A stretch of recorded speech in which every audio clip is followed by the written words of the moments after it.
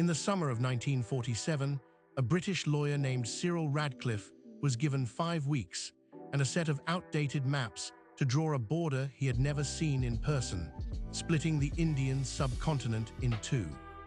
That single pencil line created Pakistan, and a quarter century later, war would carve Bangladesh out of it too. 3 countries, 1 former empire. But what if that line was never drawn at all?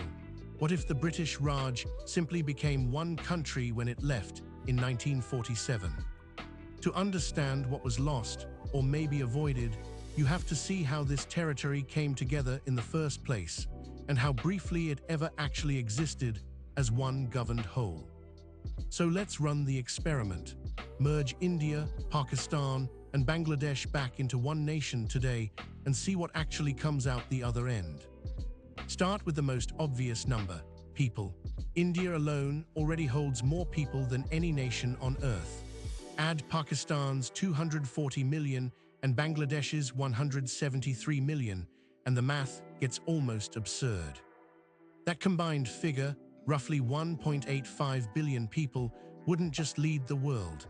It would beat China by over 400 million, a gap wider than the population of the United States.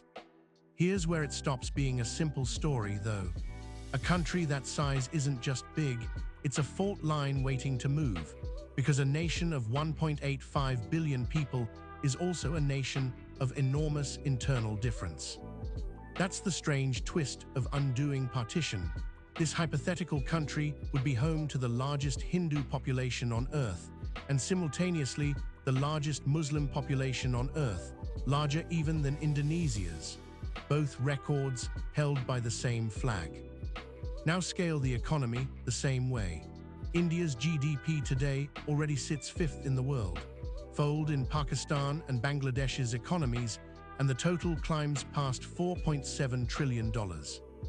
That's enough to clearly overtake Japan, and to pull roughly even with Germany, putting a unified subcontinent in a genuine fight for 3rd or 4th place in the global economy, right behind only the United States and China. Land tells a similar story, though a less extreme one. Combine the territory of all 3 countries, and you get roughly 4.3 million square kilometers, larger than the European Union. It wouldn't be the biggest country by area, not close. That title stays with Russia, but it would edge into the top 10, sitting around 7th largest in the world by land. Militarily, the merger is even more dramatic. India, Pakistan, and Bangladesh together already field more active duty soldiers than any single army currently in existence. And then there's the part that should genuinely unsettle you. India and Pakistan both built nuclear weapons, separately, largely because of each other. United, that arsenal doesn't disappear. It just belongs to one government instead of 2 nervous rivals. Which is actually the whole point of this thought experiment. The 2 arsenals exist because partition happened. Undo partition, and you may erase the very reason they were built in the first place. But here's the uncomfortable counterpoint, the one that complicates this entire fantasy of unity. Those wars weren't only about drawn borders. One of them, 1971, was about a region refusing to be ruled from a capital that didn't speak its language. In other words, Bengali nationalism didn't need partition to exist. It was already there, simmering under Pakistan that never should have worked as one state, let alone a subcontinent 5 times its size. So a united Raj successor state wouldn't just be managing Hindu-Muslim tension. It would be governing Bengalis, Punjabis, Tamils, Pashtuns, Sindhis, and dozens of other identities, all under one parliament, one currency, one army. 4 megacities, 4 regional identities, one government trying to hold the whole thing together. It's not obviously stable. It might just be Yugoslavia with better weather and a billion more people. And that tension is exactly why the British left the way they did. Colonial administrators and a lot of Indian and Muslim League leaders alike doubted a single democracy could actually hold this much difference together.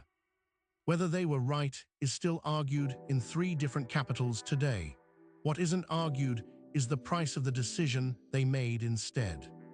Roughly 15 million people were uprooted in a matter of months, the single largest mass migration in recorded history, Hindus and Sikhs moving one way, Muslims moving the other, often through massacre.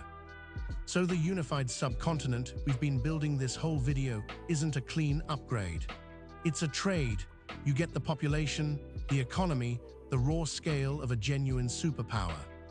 But you inherit every fracture line that partition was, in part, a desperate attempt to relieve. Religious majorities that never fully trust each other. Regions that already fought a war over being ignored by their own capital. It's entirely possible this united giant never survives to see the present day at all, that it fractures anyway, just later, messier, and with nuclear weapons already built by the time it happens. That's the real answer to what if. It isn't a simple bigger, richer, stronger India. It's the same forces that broke the Raj apart in 1947, just delayed, and given a much larger stage to break apart on. Partition was a tragedy measured in millions of lives. But maybe, uncomfortably, it was also the release valve that let three very different nations become themselves, instead of one empire waiting to break twice as hard.